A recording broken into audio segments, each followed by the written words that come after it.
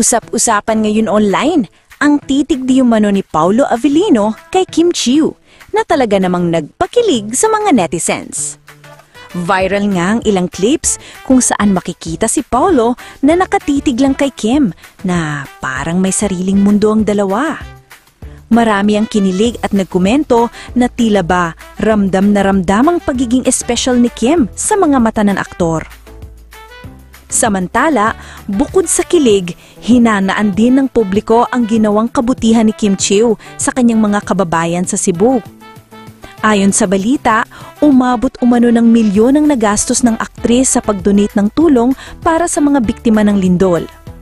Personal pa raw itong nakipag-ugnayan upang matiyak na makarating sa mga nangangailangan ang kanyang pinaghirapang pera.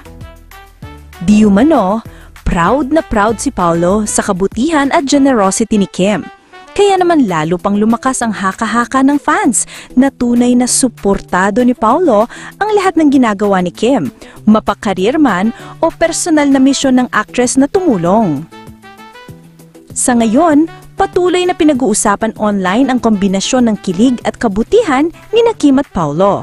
Isang tambalan na hindi lang nakakapagbigay ng saya, kundi inspirasyon din para sa maraming tao.